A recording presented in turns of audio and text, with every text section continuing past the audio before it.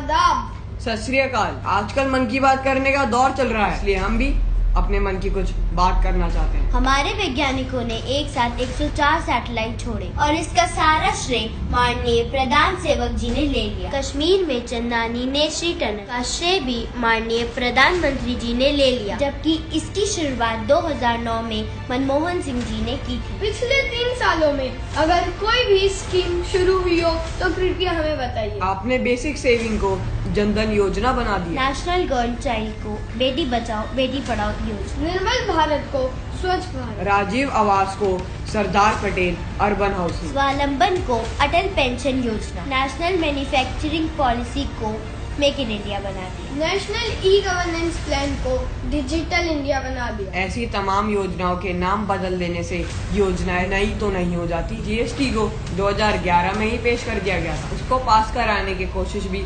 UPA सरकार ने की थी और तब इसका विरोध बीजेपी ने ये कहकर किया था कि जीएसटी देश की तरक्की में बाधा है, और अब इसको खुद लागू करके प्रधान सेवक जी ने इसका भी श्रेय ले लिया है। मनरेगा की इतनी फजीयत आपने की और अब उसको ही आपने आगे बढ़ाया। आपने आधार कार्ड का भरपूर विरोध करा और अब खुद ही इसको हर चीज में जरूरी बनाने की कोशिश की जा रही है। नोटबंदी से कितना काला धन वापस आया वो आप देश को बताइए। नोटबंदी से आतंकवाद पर कितना अंकुश लगा है ये सबको दिखाई दे रहा है। आज तक इतिहास में कोई भी प्रधानमंत्री बॉर्डर और सेना की गतिविधियों को लोगों के बीच नहीं लाए, लेकिन आपने कारगिल युद्ध सर्जिकल स्ट्राइक को चुनावी मुद्दा तक बना दिया, जबकि सर्जिकल स्ट्राइक पहले भी कई बार हुई है। खैर प्रधान सेवक जी, हमारे मन की बात तो यह है कि आपकी पार्टी 23 जनवरी 2014 को करेंसी बदलने का विरोध करती है और आप 8 नवंबर 2016 को खुद करेंसी बदल डालते हैं। आपकी पार्टी 2013 में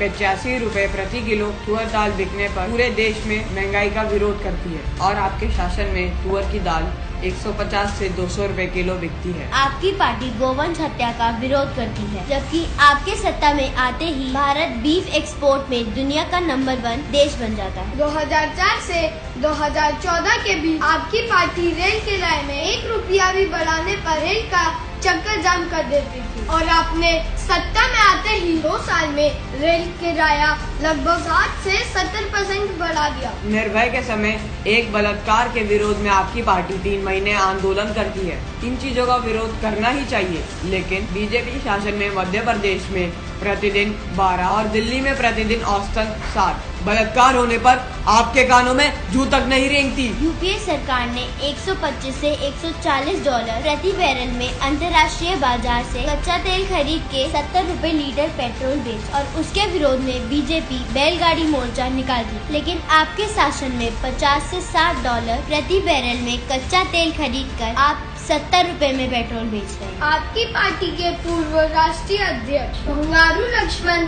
भ्रष्टाचार के पैसे लेके रंगे हाथ पकड़े जाते हैं और फिर भी आपकी पार्टी ईमानदार है, बाकी सब भ्रष्टाचारी। आप कहते हैं कि आप प्रतिदिन 18 घंटे काम करते हैं और 3 साल में आपने देश का कुछ विकास किया हो तो ऐसा कुछ नजर नहीं आता। आपने 100 दिन में सारा काला धन लाने का वादा करा और 1100 दिन में भी आप विदेश से काला धन न ला पाए। आपने किसानों को उनके उत्पादन खर्च पर 50% लाभ देने का वचन दिया और पिछले 3 सालों में किसानों के उत्पाद का सरकारी खरीद रेट 1 रुपया भी नहीं बढ़ाया। आपने एक भारतीय जवान के बदले 10 पाकिस्तानी सर लाने का वादा किया था और पिछले 3 साल में एक के बदले आधा सर भी नहीं ला पाए। आप खुद तो काले धन की बात करते और अपने ही चुनाव में 11,000 करोड़ का खर्च करते हो।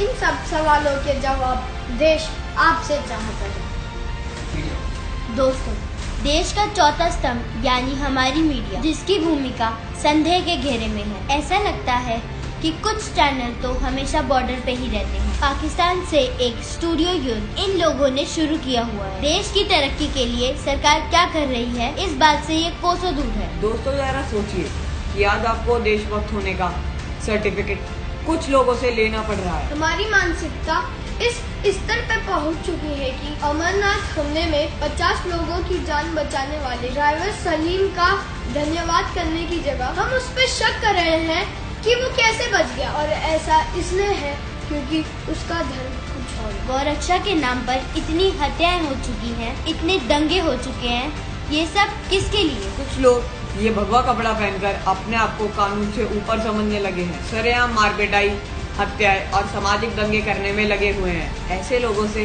हम विनती करते हैं कि इस केसरी रंग को बदनाम ना करें। ये रंग तो हमें भगत सिंह जी की याद दिलाता है। ये रंग हमारी संस्कृति की याद दिलाता है। ये देश महात्मा गांधी का देश है, इसे गॉडसे का देश मत बनने दीजिए। जय हिंद।